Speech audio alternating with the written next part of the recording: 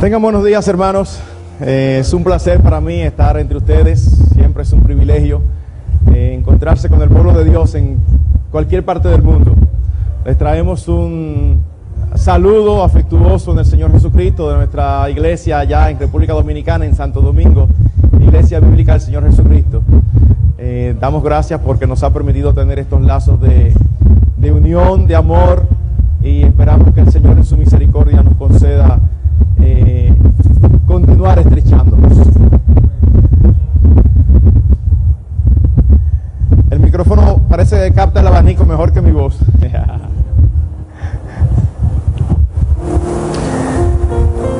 Bien, yo les pido que oremos para entonces iniciar con la exposición de la palabra en esta mañana. Señor, nosotros queremos alabar y bendecir tu nombre porque solamente tú eres digno de nuestra adoración. Nosotros te damos gracias porque tú nos concedes apartar este tiempo en el día de hoy para acercarnos de una manera especial a tu palabra, para compartir juntos el amor y la hermandad que tú has puesto en medio de tu pueblo por la sangre de tu Hijo Jesucristo. Nosotros, Señor, queremos rogarte ahora que tú bendigas y dirijas la predicación de tu palabra, que tu Espíritu Santo la use para repartir a cada familia conforme a su necesidad. Nosotros, Señor, te necesitamos y te rogamos que uses tu palabra aún más allá de nuestras limitaciones, aún por encima de nuestros propios pecados. Gracias porque tú prometes bendecir tu palabra. Nosotros te rogamos, Señor, que tu gracia nos asista y que tu nombre sea exaltado en este día. Nosotros oramos, Señor, con confianza y con esperanza, no porque oramos como quien demanda, sino porque lo hacemos en el nombre y por los méritos de aquel que murió en la cruz en nuestro lugar, quien es nuestro Salvador y tu amado Hijo Jesucristo. Amén. Amén. Se cuenta de una joven japonesa que estudiaba en los Estados Unidos y ella quiso conocer un poquito más de cerca la cultura norteamericana. Así que logró pasarse una semana en casa de una familia norteamericana, una familia cristiana. Y al final de la semana, cuando ella se estaba despidiendo para volver a su cotidianidad en la universidad, la anfitriona le preguntó, dime, ¿qué tal te pareció el país, la cultura? Y dice, no, me encantó, maravilloso, solamente hay algo que me llamó la atención. ¿Y qué fue? Bueno, que veo que ustedes adoran a Dios solamente los domingos en las iglesias, pero en las casas los tienen fuera. Nosotros en Japón tenemos lo que llamamos una estantería divina en cada hogar, de forma que nosotros podemos adorar allí mismo en nuestras casas. La anfitriona oyó esto y se avergonzó, porque ella tenía el conocimiento de la importancia de un culto familiar, de una adoración familiar, pero sabía que no lo estaba haciendo. Bueno, precisamente es de este tema que los pastores de la iglesia en Los Lagos me han pedido que hable en esta conferencia, acerca de la devoción familiar. Y lo primero que nosotros queremos decir es que si usted no tiene una familia e hijos que está criando, no piense que esto no es para usted. Es para todas las edades. Si son jóvenes, bueno, en algún momento ustedes van a formar su hogar, si el Señor así lo permite. Y entonces esperamos sentar las bases para que puedan tener un hogar donde el Señor Jesucristo sea honrado y glorificado. Aquí hay parejas con niños pequeños, para lo cual esperamos que sea muy apropiado. Aquí hay parejas ya con los niños más grandes. Bueno, la devoción familiar permanece en medio del hogar, no importa las edades que se tengan. Y también hay aquí abuelos. Bueno, qué bueno, porque de vez en cuando y de cuando en vez los niños se quedan en sus hogares y sería bueno que ellos siguieran viendo lo que ven en la casa. Así que, habiendo dicho esto, antes de nosotros entrar en materia, lo que obviamente debemos hacer en primer lugar es preguntarnos, ¿qué es devoción? Porque si nosotros vamos a las Escrituras, en nuestras versiones en español, nosotros no vamos a encontrar la palabra devoción en las Escrituras. Ahora, mucho cuidado, el hecho de que una palabra no aparezca en las Escrituras no significa que no sea bíblica. Yo estoy seguro que todos aquí creemos en la Trinidad. Sin embargo, usted no va a conseguir el término Trinidad en las Escrituras. Nosotros creemos en la deidad de Cristo, que Cristo es Dios. Vaya a su Biblia, usted no va a encontrar la palabra deidad. O sea, son términos. Creo que aparece algo de la divinidad cuando Pablo habla a un grupo. Pero son términos que son acuñados porque expresan una idea. Y la palabra devoción significa o tiene varios significados que incluyen los siguientes: amor, veneración, fervor religioso, piedad. Jerry Bridges, en su libro La devoción a Dios en acción, un libro que a propósito yo recomiendo grandemente, es un libro que pienso que sería útil para todo cristiano leer. Él dice lo siguiente, definiendo lo que es devoción. Él dice, la devoción no es una actividad, esto es importantísimo, no es una actividad, es una actitud hacia Dios que produce acciones que agradan a Dios. Pienso que esto es fundamental. No es una actividad, es una actitud, pero que a la vez produce acciones y acciones que agradan a Dios. Y luego añade lo siguiente: la devoción a Dios es el temor de Dios, que es una actitud de reverencia y asombro, veneración y honra hacia Él, junto con una comprensión en lo más profundo de nuestras almas del amor de Dios hacia nosotros. Estas dos actitudes se complementan y refuerzan, produciendo en nuestra alma un intenso deseo de aquel que es tan maravilloso en su gloria y majestad, pero tan condescendiente en su amor y misericordia. Yo sé que es una cita un poquito larga, vamos a desglosarla o vamos a simplificarla. Lo que está diciendo Jerry Bridges es que la devoción es una actitud que está formada por tres elementos: temor a Dios, deseo de Dios y el conocimiento del amor de Dios. El temor a Dios y el conocimiento del amor de Dios hacia nosotros produce un deseo de Dios. Entonces, cuando hablamos de devoción, sea individual o sea colectiva, estamos hablando de una actitud que incluye estas tres cosas. Una actitud que incluye un temor a Dios, reconociendo que Él es digno de ser honrado, que está mucho más alto que nosotros. Un reconocimiento de su gran amor hacia nosotros, que nos mueva a gratitud. Y eso produce en nosotros un deseo intenso de tener comunión con Él. Así que cuando nosotros hablamos de la devoción familiar, estamos hablando de esa actitud desarrollada en medio de las familias. Ahora bien, habíamos dicho que la devoción es una actitud, no una actividad. Pero hay algo que nosotros debemos hacer en nuestros hogares como una manifestación de esa actitud. Y es un término que hemos acuñado los evangélicos. ¿Por qué decimos un término que hemos acuñado los evangélicos? Porque ese no solamente no aparece en las escrituras, que ni siquiera aparece en un diccionario de la lengua española. Porque la devoción usted lo busca en un diccionario de la lengua española y usted lo va a encontrar. Pero la palabra devocional no lo busca en un diccionario, eso es un invento de nosotros. Pero vuelvo y digo, el hecho de que sea un invento, que sea una palabra acuñada por nosotros, los evangélicos, no significa que sea incorrecto. ¿Qué significa devocional? Bueno, usted va al diccionario español, en español, y usted busca la palabra nacional y va a decir relativo a la nación. Si usted busca la palabra nasal, va a encontrar relativo a la nariz. Bueno, devocional, relativo a la devoción. Es una actitud. Entonces hay una actividad que se realiza que está íntimamente ligada a una actitud interna del corazón. Es llamado por otros culto familiar, altar familiar, adoración familiar. El término no es importante, lo importante es el concepto. Usted lo puede nombrar como usted quiera. Eso no va a hacer cambios. Pero es importante que nosotros entendamos qué es el devocional familiar, qué es la adoración familiar. Es un concepto inferido de las Escrituras y derivado de principios bíblicos. Y nosotros lo primero que queremos hacer ahora es establecer la base de por qué es conveniente, provechoso, bueno, beneficioso celebrar una adoración familiar, un culto familiar, un devocional familiar.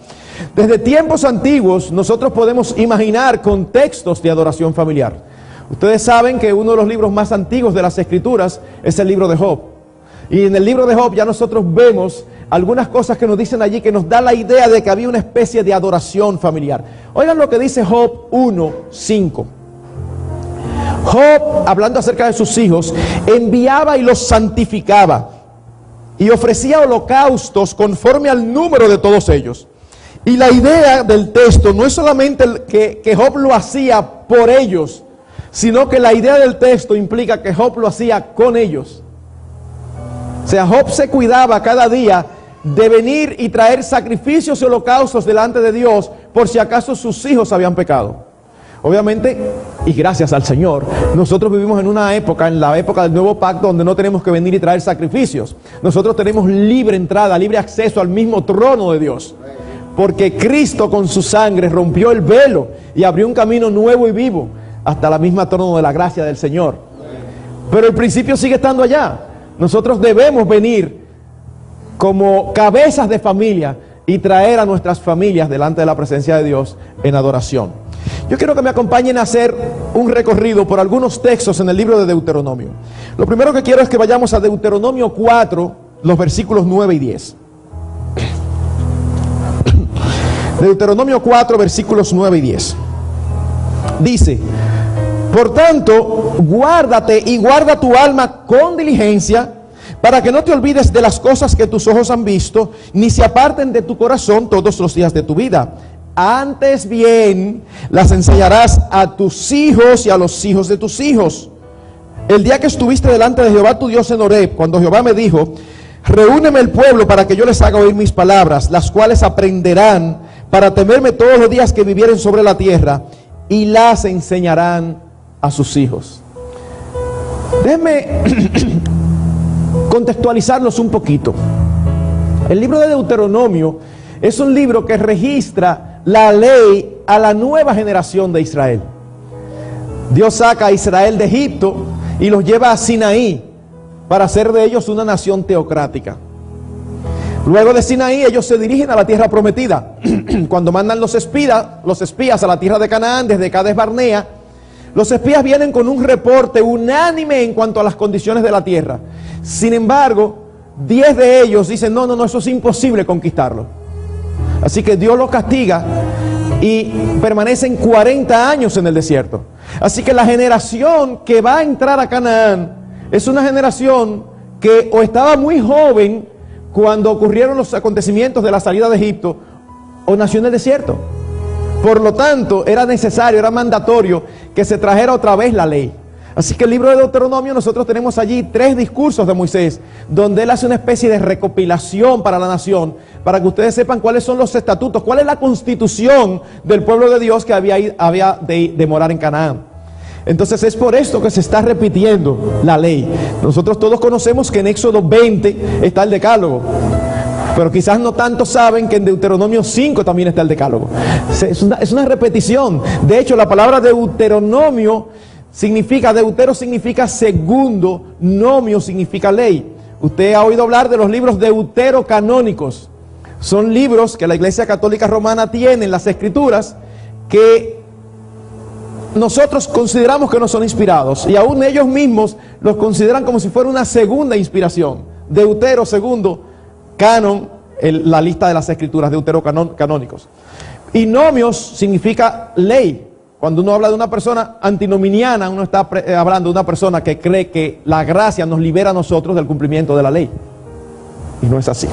Entonces, es increíble cómo en un contexto como este, Moisés y el Espíritu de Dios a través de Moisés considera vital e importante enfatizarle a las familias de Israel que ellos eran responsables de enseñarle la ley de Dios a sus hijos. Que ese conocimiento de Dios que ellos tenían como pueblo debía de ser traspasado de generación a generación, y no necesariamente en el tabernáculo, sino en los hogares. Acompáñenme un poquito más adelante al capítulo 6 y leamos los versículos 6 al 7. Y estas palabras que yo te mando hoy estarán sobre tu corazón, y las repetirás a tus hijos, y hablarás de ellas estando en tu casa, y andando por el camino, y al acostarte, y cuando te levantes. Hermanos, Si ustedes me preguntan, ¿está ahí hablando del devocional familiar? Mi respuesta, no. Está hablando de una vida cotidiana donde Dios es el centro, donde uno aprovecha cada acontecimiento de la vida, cada suceso, cada paisaje para enseñar a sus hijos, donde uno sale de aquí hacia allá a la ciudad y ve las hermosuras del paisaje y uno aprovecha para decirle a sus hijos, wow, la verdad que nuestro Dios es increíble, mira qué belleza. ¿Tú crees que hay un artista humano que pueda pintar lo que Dios ha hecho? O sea, no se compara. Nuestro Dios es inmenso, es glorioso. Entonces uno se mantiene todo el tiempo traspasándole a ellos el conocimiento. Por eso dice, es estando en la casa, estando en el camino. Y obviamente, queridos hermanos, no se refiere a nosotros echarnos el día entero sermoneando a nuestros hijos. No, es de una manera natural, es de una manera cotidiana. Si Dios es el centro de nuestras vidas, no es de una manera formal.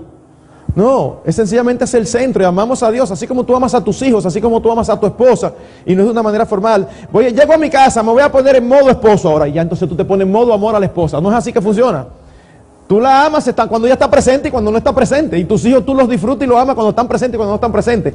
Tú no tienes que pensar para ser amoroso con tus hijos. Eso es parte de la forma en que tú te desarrollas todo el día, o por lo menos debe ser. Bueno, nuestra relación con Dios debe ser así, con la única diferencia de que Dios debe estar por encima de todo lo demás, por encima de nuestras esposas, por encima de nuestros hijos, pero debe ser un amor cotidiano, no prefabricado, no que hay que pensarlo, no, es algo que debe brotar naturalmente si Él es el centro de nuestras vidas. Eso es lo que está diciendo.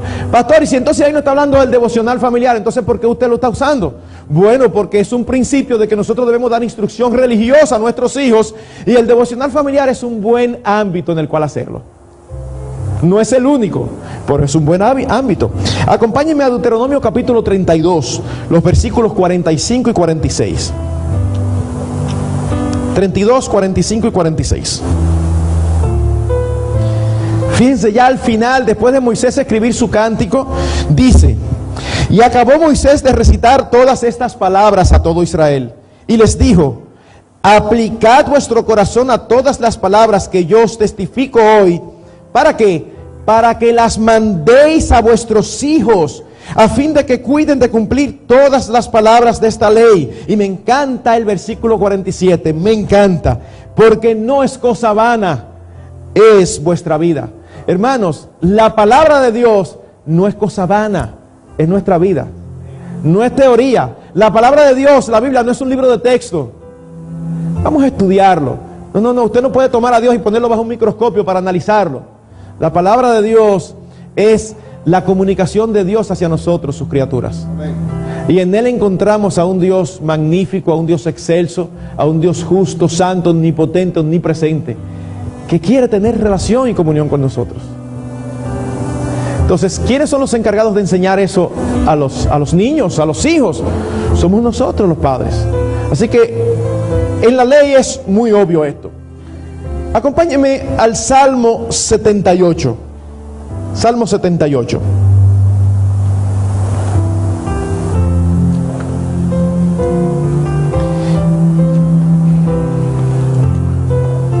Vamos a leer los primeros 8 versículos. Escucha, pueblo mío, mi ley. Inclinad vuestro oído a las palabras de mi boca. Abriré mi boca en proverbios. Hablaré cosas escondidas desde tiempos antiguos, las cuales hemos oído y entendido, que nuestros padres nos la contaron. No las encubriremos a sus hijos, contando a la generación venidera las alabanzas de Jehová y su potencia y las maravillas que hizo. Él estableció testimonio en Jacob y puso ley en Israel, la cual mandó a nuestros padres que la notificasen a sus hijos, para que lo sepa la generación venidera y los hijos que nacerán. Y los que se levantarán lo cuenten a sus hijos, a fin de que pongan en Dios su confianza y no se olviden de las obras de Dios, que guarden sus mandamientos y no sean como sus padres, generación contumaz y rebelde, generación que no dispuso su corazón ni fue fiel para con Dios su espíritu. Hermanos, nosotros vemos claramente aquí la responsabilidad tan grande que Dios pone sobre los cabezas de hogar para perpetuar el conocimiento de Dios. Ahora nosotros sabemos, y esto es importante, Nosotros somos responsables de enseñar a nuestros hijos el temor de Dios. Nosotros somos responsables de hacerlo fielmente. Ahora, nosotros no tenemos garantía de que nuestros hijos van a temer al Señor.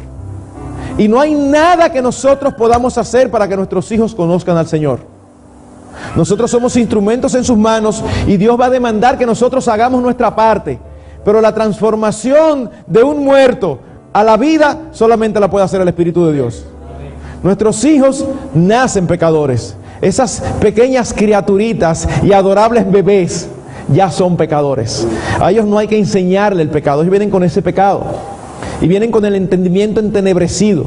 Nosotros lo que hacemos es proveer el medio a través del cual Dios obra para salvación. ¿Qué es lo que Dios utiliza para salvar las almas?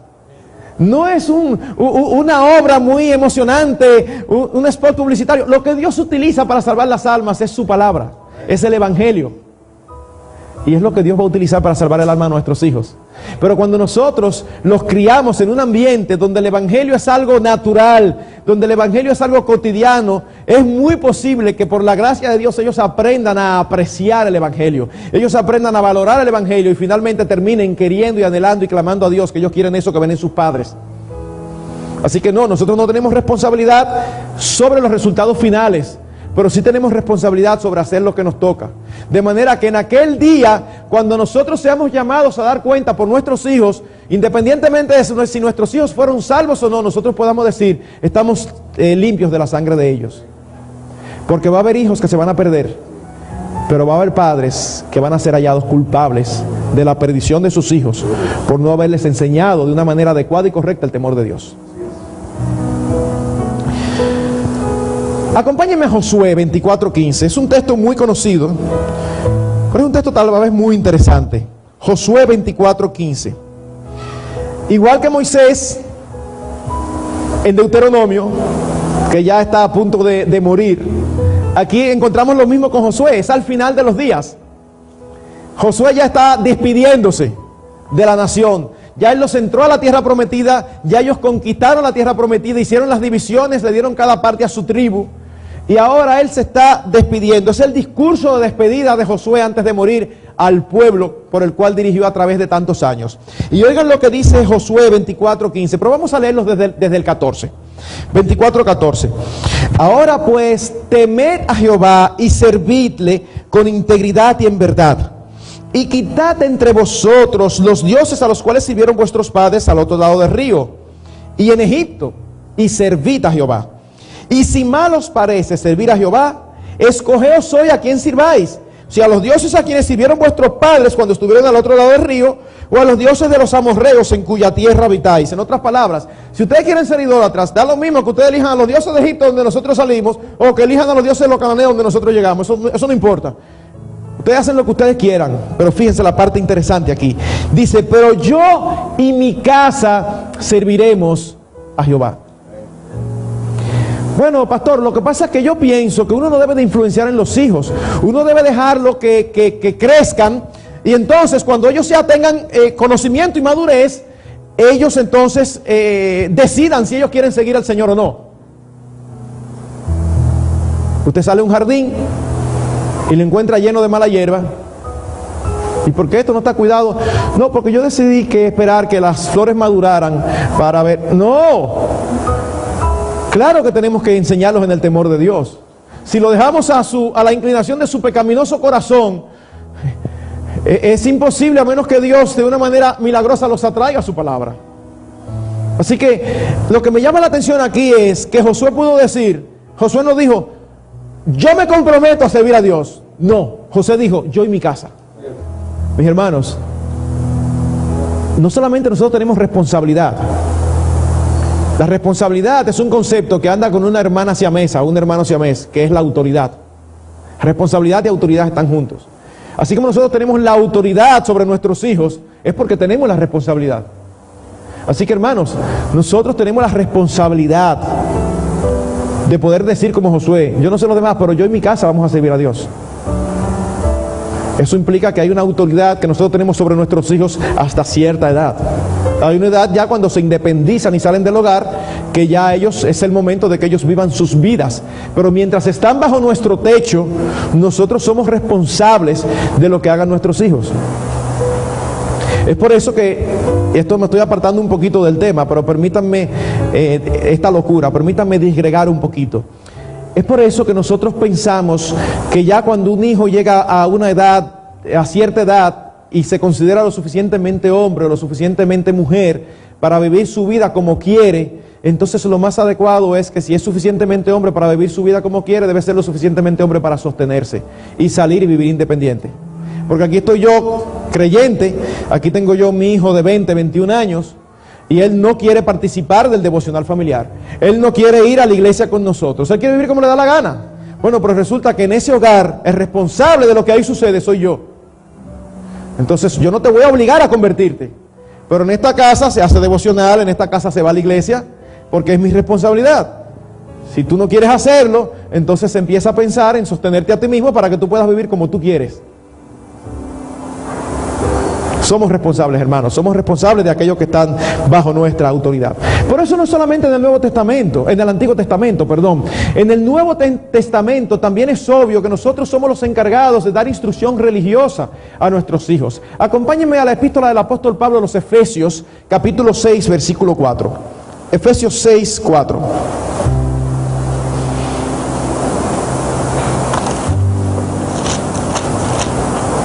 Dice: y vosotros, padres, no provoquéis a ira a vuestros hijos, sino criadlos en disciplina y amonestación del Señor.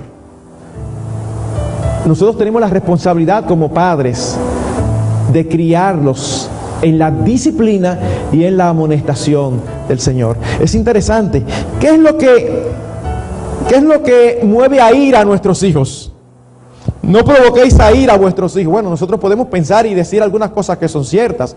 Cuando nosotros los tratamos de una manera injusta, cuando ponemos en ellos cargas que ellos todavía no están en capacidad de llevar, cuando solamente vemos lo malo y no reconocemos lo bueno. Eso es verdad, todo eso es verdad, pero eso no es lo que dice el texto. Nosotros provocamos a ira a nuestros hijos cuando no lo criamos en la disciplina y amonestación del Señor. Obviamente ellos no lo van a decir. Un niño chiquito no va a decir: estoy molesto porque tú no me estás criando en la disciplina y amonestación del Señor. No, un niño no va a decir eso. Pero eso es realmente lo que requiere y eso es lo que lo puede mover a ira. Yo no sé si ustedes saben esto. Normalmente uno escucha a los padres, sobre todo aquellos padres que no tienen contacto con las Escrituras y que crían conforme a la corriente de este mundo. Uno oye a los padres evitando siempre confrontaciones con los hijos, evitando castigarlos, evitando disciplinarlos físicamente. Porque es que yo lo amo mucho. Entonces, porque lo amo mucho, lo dejo hacer todo lo que ellos quieran. Humanamente hablando, uno preguntaría: ¿qué hijo crece más feliz? ¿Al que lo dejan hacer todo lo que quiere o al que tiene reglas definidas? La inclinación natural dice que al que lo dejan hacer todo lo que quiere. Los estudios dicen que un niño que crece con paredes definidas y claras crece más seguro. Él sabe lo que puede y lo que no puede hacer.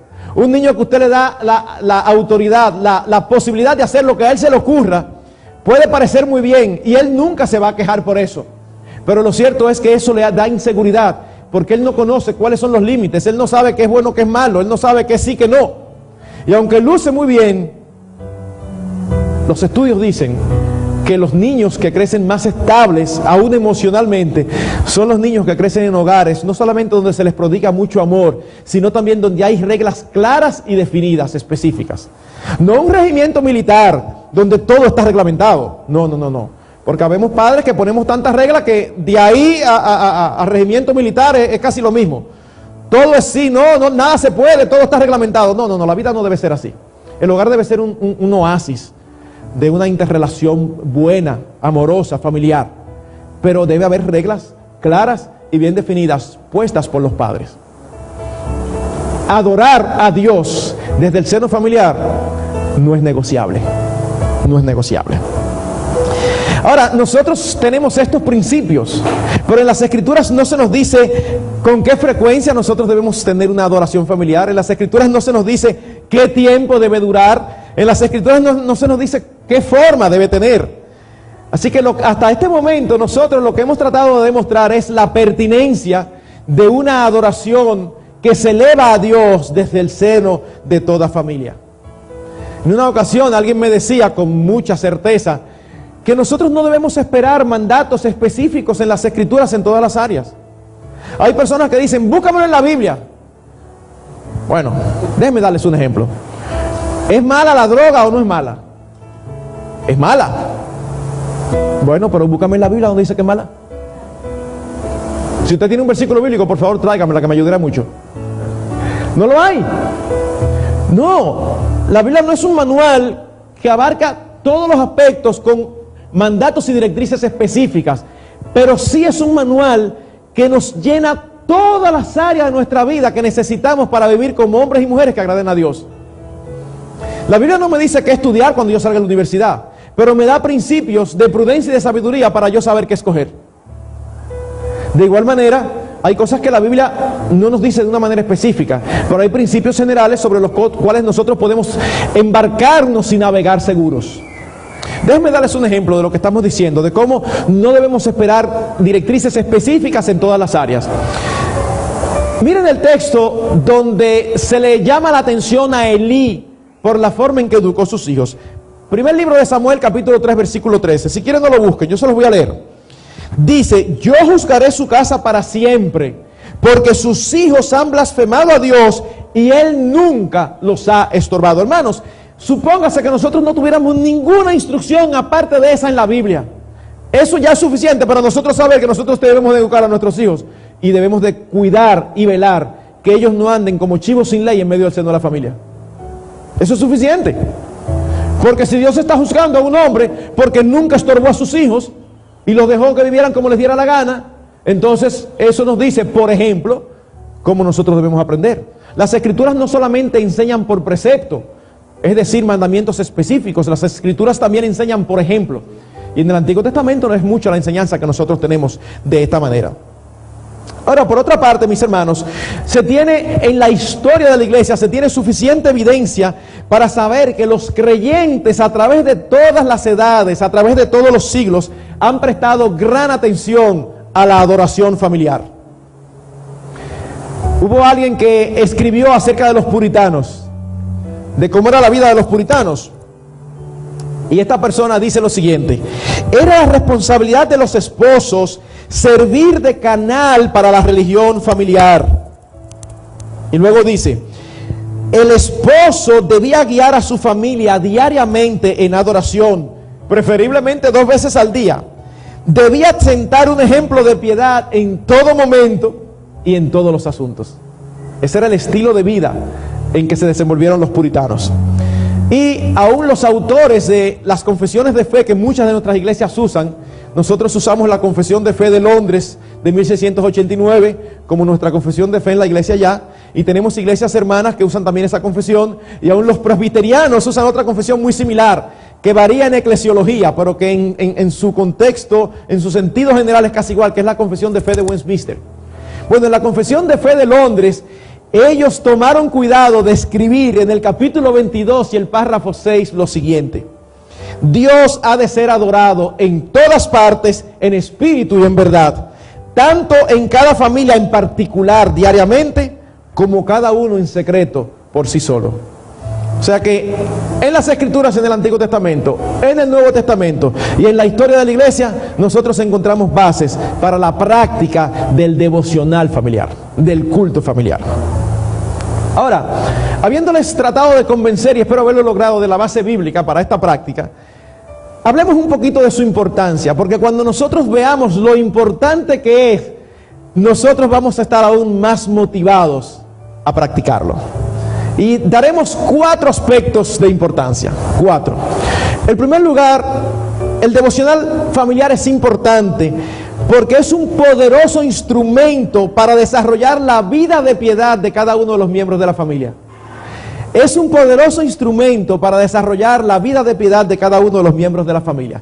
Pensemos en cada miembro de la familia. Pensemos en el padre, por ejemplo. El padre es el llamado por Dios de encargarse y dirigir este tiempo. Déjenme llamar vuestra atención sobre un texto que leí ahorita, Efesios 6:4. ¿Ustedes recuerdan Efesios 6:4? Padre, no provoquéis a ira a vuestros hijos, sino criadlos en la disciplina y amonestación del Señor. Ahí se da algo interesante. El versículo primero de Efesios, capítulo 6, versículo 1, se refiere claramente a padre y madre. Dice: padres, obedeced a vuestros padres, se le manda a los hijos. Ahí es padre y madre. La palabra que se utiliza allí, traducida en español padres, es una palabra de donde viene nuestra palabra paternidad. O sea, se refiere a ambos. Luego en el versículo 2 dice: porque hay un mandamiento de honrar padre y madre. También están ambos, ¿verdad? Ahora, miren qué interesante. En el versículo 4, cuando dice padres, no exasperéis a vuestros hijos, la palabra que se utiliza no es padre genérico, es padre masculino.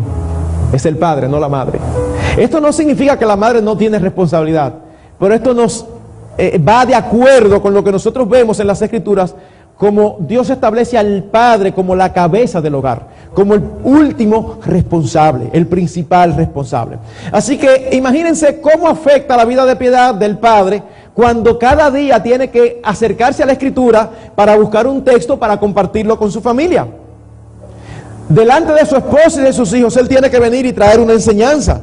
Esto lo va a mantener a él en un espíritu de un continuo autoexamen. Algunos padres evaden el tiempo del devocional familiar por no pasar por un momento tan comprometedor.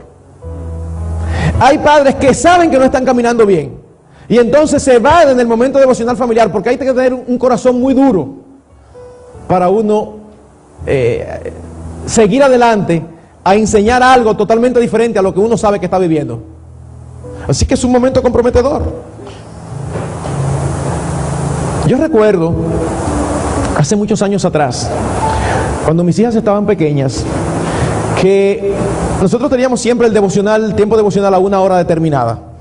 Y entonces ese día, la mamá y yo estábamos en la cama conversando algo, y se suscitó una diferencia entre nosotros. Y en esa diferencia yo me molesté y le hablé mal. Cuando digo le hablé mal, no es que use malas palabras, ni mucho menos. Le hablé de una manera áspera. Como dice la Escritura, que nosotros no debemos hablar a nuestras esposas. Yo me molesté y le hablé ásperamente. Pero ya nosotros habíamos llamado a las chicas, tenemos 3 hijas, ya nosotros habíamos llamado a las chicas para que vinieran a hacer el devocional. Así que ellas llegan en lo que la mamá y yo terminamos de hablar, y yo le hablé de una manera incorrecta, y ellas se sientan ahí a esperar. Y ahí empiezo yo a pensar, todavía estoy caliente por dentro. Entonces yo tengo que venir a abrir la Biblia. Y digo, ¿qué hago? Voy a decir que hoy no va a haber devocional. Estoy hablando, estoy poniendo en voz alta todo lo que pasó por mi cabeza. No, hoy voy a decir, chicas, hoy no vamos a tener devocional. Me pasó por la cabeza, pero digo, no puede ser. Porque el tiempo de adoración a Dios no debe depender de la condición de nuestros corazones. Bueno, pues déjame pedirle perdón a mi esposa.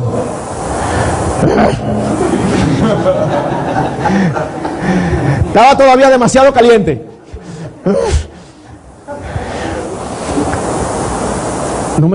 ¿Qué hago? Bueno, nosotros tenemos que vivir, ahí vino a la mente algo que nosotros enseñamos mucho. Nosotros debemos de vivir, acostumbrarnos a vivir la vida por principios, no por circunstancias. Eso es vital. Nosotros debemos acostumbrarnos a vivir por principios, no por circunstancias. Y aquí había una circunstancia que no era conducente a celebrar el devocional familiar. Pero el principio es que debemos hacerlo cuando sea conducente y cuando no sea conducente. Así que yo respiré hondo. Vamos a la Biblia hoy. Yo no quiero ni recordarme. Ese fue uno de los devocionales más difíciles de mi vida. Y yo traje el devocional familiar. En la noche, antes de acostarnos, yo entonces, ya después de haber bajado la intensidad de las emociones, entonces yo le pedí perdón a mi esposa. Mi amor, perdóname, etcétera. Déjenme hacer un paréntesis aquí para evitar. Mi esposa, mi primera esposa, murió hace 2 años. El lunes hace 2 años que murió. Carmen Julia es mi segunda esposa. Para que no vayan a preguntarle a ella que qué pasó con los niños. Entonces así ya lo verá, y para que ustedes puedan ubicarse. Por eso es que hablo como la mamá y no digo mi esposa. Cierro el paréntesis. El asunto es que esa noche yo fui y le pedí perdón. Al otro día llega otra vez el tiempo devocional y entonces digo, bueno, déjame aprovechar esto para sacar una enseñanza de allí. Y estoy hablando de que mis hijas debían tener 8, 7 y 5 años. Entonces yo cuando empecé el devocional otro día les pregunto, chicas, antes de empezar el devocional, ¿cuántas de ustedes se dieron cuenta de algo que no estuvo muy bien que ocurrió ayer antes del devocional? Y las 3 me levantan la mano. Y yo, ¿y qué fue lo que ustedes vieron? Que tú le hablaste mal a mami. Y yo, es verdad. Yo quiero decirles que me perdonen. Yo quiero decirles que ya yo le pedí perdón a su mami. Pero también quiero aprovechar para decirles que si ustedes me aman, nunca más debe suceder que ustedes me vean pecando y ustedes se queden calladas. Con respeto, porque seguimos siendo los padres. Pero ustedes deben de acercarse y decir, cada vez que ustedes nos vean a tu mamá y a mí haciendo algo diferente a lo que nosotros le hemos enseñado, nosotros le damos no solamente derecho, le ponemos la responsabilidad de venirnos de nosotros y decirnos, papi, pero tú dices una cosa y tú estás haciendo otra. Para que me den la oportunidad de arrepentirme y no serles de mal ejemplo. Entonces, pero si no hay tiempo devocional, eso no ocurre, o se hace más difícil.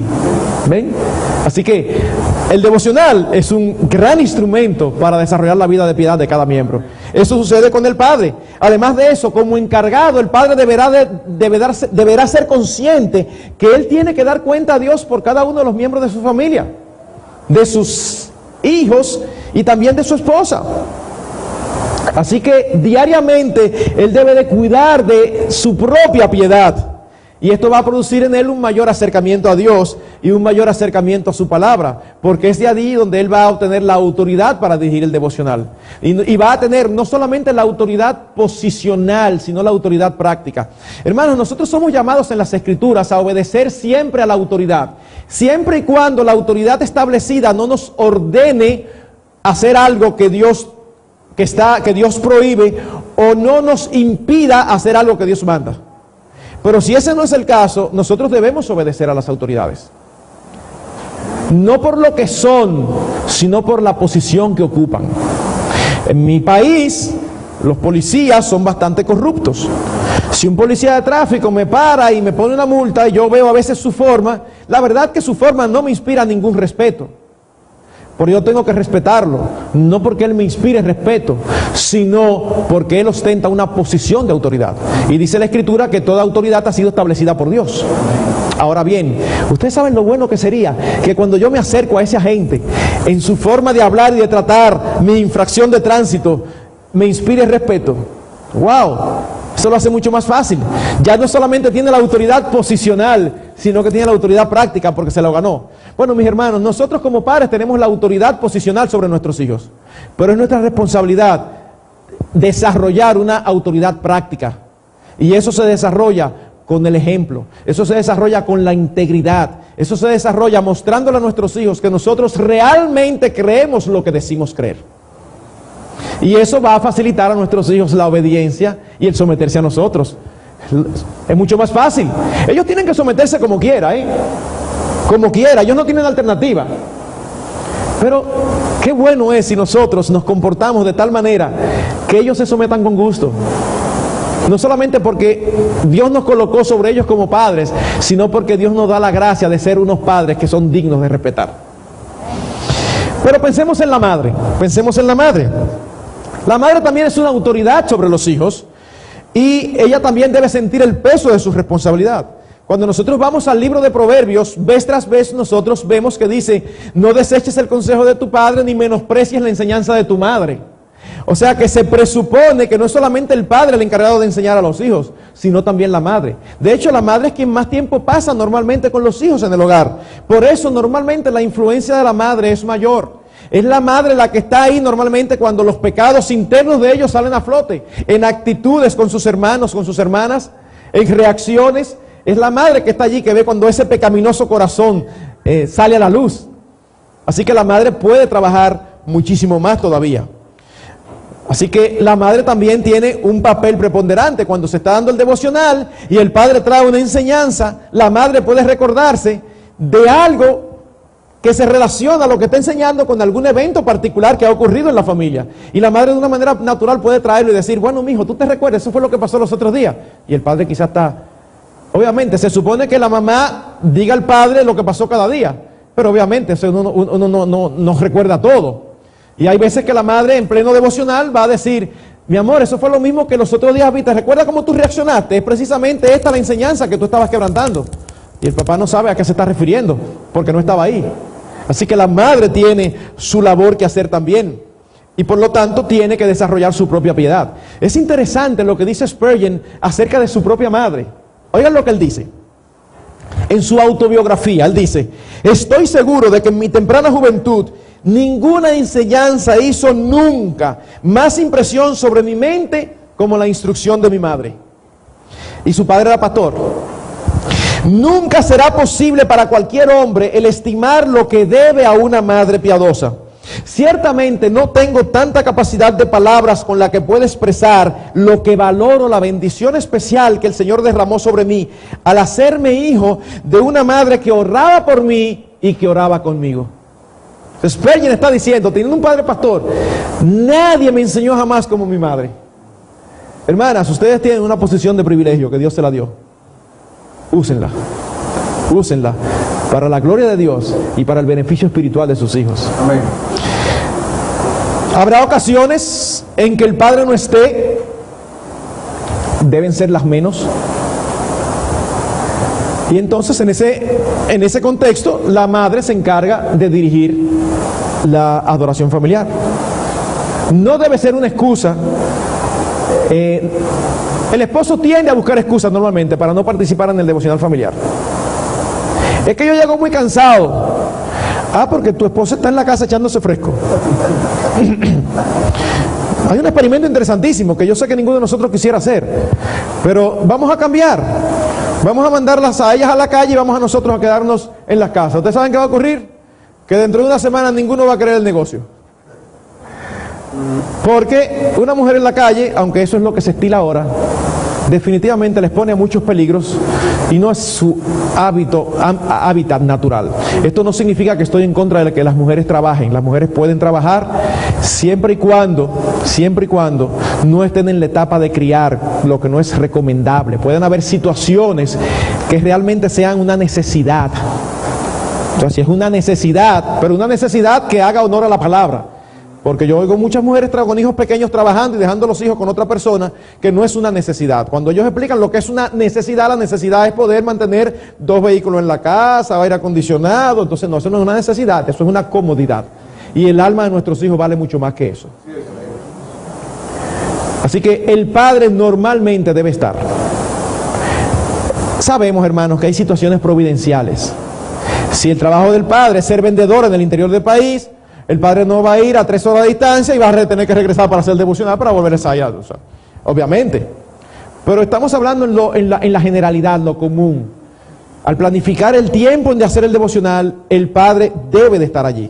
Ahora, cuando no está allí, la madre debe hacerlo. Ahora bien, cuando uno trata esto, hay preguntas que surgen. Primera pregunta. ¿Y si el esposo es creyente, pero no quiere asumir su responsabilidad? O sea, usted tiene una familia donde el esposo y la esposa son creyentes, pero el esposo, siendo creyente, vive evadiendo el hacer el devocional.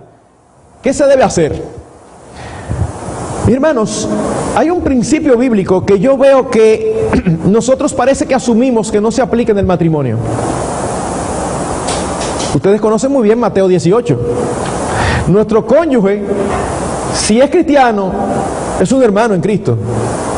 Y nosotros debemos tratar con él.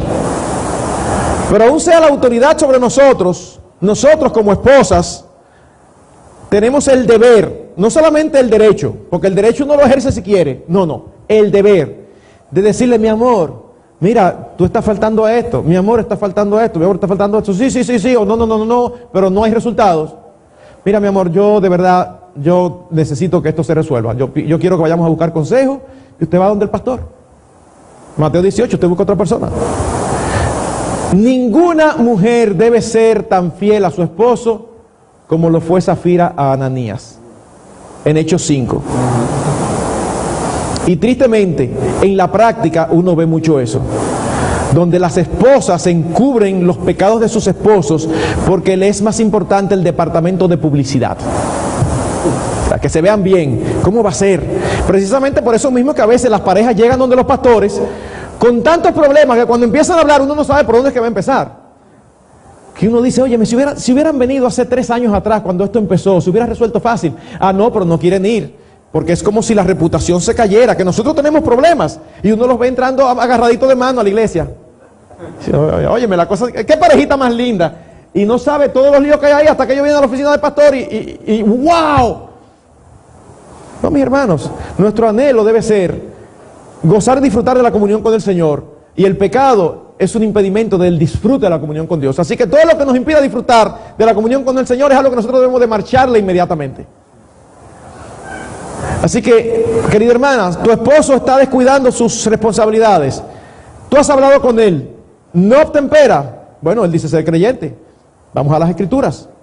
Vamos a dilo al hermano.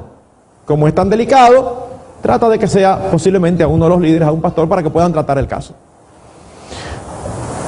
Pastor, pero el caso mío no es que él es creyente y no quiere. El caso mío es que mi esposo es inconverso. ¿Qué yo hago? Bueno, mi querida hermana, si tu esposo es inconverso, entonces la responsabilidad espiritual en ese hogar la tienes tú. La tienes tú. Tú vas a tener que hacer el devocional tú con los hijos.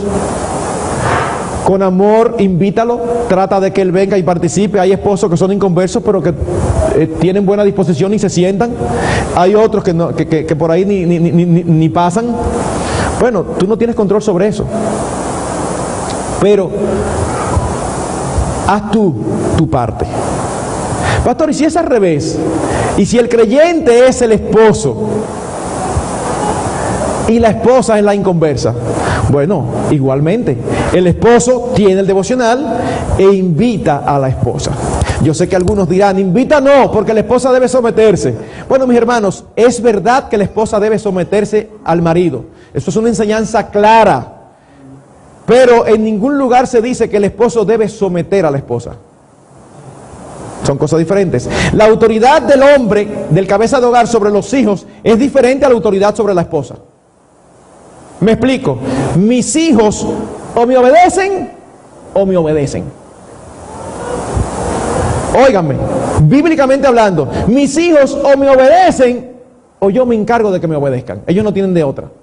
Ahora, mi esposa o me obedece o peca, pero yo no puedo hacer nada que no sea tratarla con amor y tratarla de hacerle ver. Pero yo no estoy llamado así, pues usted sí va. No, pues yo no voy, pues venga. No, algunos llevan eso demasiado lejos y nosotros no vemos en las Escrituras eso. Así que usted con amor le dice, mi amor, me gustaría que tú estuvieras. No quiere, bueno, aprovechen y ora con tus hijos acerca de tu mamá. Vamos a orar por mami para que el Señor le abra el entendimiento, para que ella entienda la necesidad que tiene de salvación, que el Señor le permita ver que sin Cristo no hay esperanza, que hay una perdición eterna. Y sus hijos oran por la mamá. Son diferentes casos. Ahora, no pensemos solamente en padre, madre, pensemos en los hijos. ¿Qué beneficio tiene para los hijos? Bueno, hay varios. Por un lado, los hijos aprenden desde chiquitos que Dios debe ser honrado en cada cosa que nosotros hacemos. Los hijos aprenden que nosotros dependemos de Dios en todo, que Dios es el centro de nuestras familias. Esa es una enseñanza valiosísima que nuestros hijos tienen. Y hermanos, déjenme decirle algo. Al final vamos a hablar un poquito más extenso. Pero hay hijos rebeldes por culpa de sus padres creyentes. Porque sus padres no han modelado en sus vidas lo que ellos le enseñan. Pero ustedes saben qué, yo conozco hijos rebeldes que sus padres delante de Dios podrán decir estoy limpio de su sangre. Y ustedes saben qué es lo glorioso, que esos hijos rebeldes, usted le pregunta y él dice yo no creo nada de eso, pero yo te aseguro algo, papi y mami sí lo creen. Gloria al Señor. Gloria al Señor. Nosotros no podemos convertirlo, pero que ellos estén seguros que nosotros no servimos a Dios de boca, sino que nuestra vida lo manifiesta. tienen que ser impactados, aunque no se conviertan, pero tienen que ser impactados. Pero en segundo lugar, también nuestros hijos se ejercitan y entrenan para desarrollar hábitos piadosos. No es tanto en la iglesia, es en el culto familiar donde nuestros hijos aprenden a orar, donde nuestros hijos aprenden a leer la Biblia y a sacar enseñanzas de la Biblia, donde nuestros hijos se deleitan en cantar, le cogen amor a las canciones. Es en el seno familiar. Si usted mira algunas de las canciones que nosotros los creyentes cantamos, no son la música y la tonada que se usa en el mundo hoy. Si en su casa solamente usted permite que oigan la música que oyen en las calles, en los vehículos, en los amigos, la música eclesiástica, la música religiosa con letra sólida, no le va a saber a nada. Se la van a encontrar aburrida. Pero si ustedes desde chiquitos ellos crecen oyendo esa música, ellos van a apreciar y van a apreciar esa letra. Y aunque les pueda gustar otro tipo de música luego, pero ellos aprenden a apreciar eso. Ellos aprenden a orar. El devocional es un buen momento para usted enseñarlos a orar. De vez en cuando ponerlos a orar. Usted pone a sus hijos a orar y llega un momento, una edad determinada, que usted casi puede, usted dice ora y usted casi puede repetir la oración del hijo. Entonces usted tiene que enseñarlo, porque usted sabe que rezar y orar son cosas diferentes. Orar es hablar con Dios, rezar es repetir una oración. Todo el tiempo, todo el tiempo. Entonces nosotros a veces decimos que los que rezan son los católicos romanos, pero ustedes saben que a veces nosotros los evangélicos rezamos.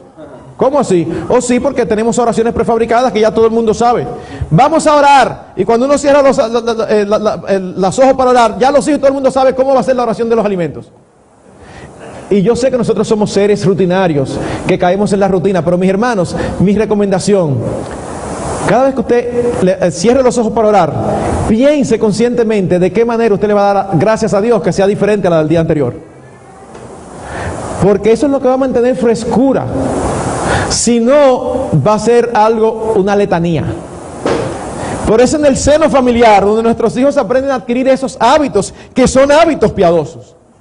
Y en tercer y último lugar, es posible, no seguro, pero es posible que nuestros hijos incrementen su amor por nosotros al ver nuestro amor manifestado en ellos, en el cuidado que tenemos de sus almas. Y digo que es posible porque si Dios no les abre el entendimiento, como inconversos, posiblemente no van a apreciar eso. Pero desde que conocen al Señor, miren hermanos, todo aquel que conoció al Señor, y puede decir que fue por la influencia de sus padres en el seno familiar, usted va a encontrar ahí una persona agradecida de sus padres. Wow, Señor, gracias por los padres que me diste, porque ellos me instruyeron, mis primeros pasos fueron allí. Así que este es el primer factor de importancia. Hay 3 factores de importancia más que nosotros vamos a tratar después del receso. Así que vamos a detenernos aquí, vamos a orar y volvemos en media hora. Señor, gracias te damos. Gracias te damos por tu palabra. Tú no nos has dejado en oscuridad. Tú no nos has dejado sujetos a nuestras propias ideas o imaginación. Tú has sido claro en tu palabra. Crea en nosotros corazones obedientes. Danos, Señor, la fuerza para hacer las cosas a tu manera y no a la nuestra. Gracias, Padre, por tus tantas misericordias. Bendice nuestras familias para que glorifiquen tu nombre. Te lo pedimos en Cristo. Amén.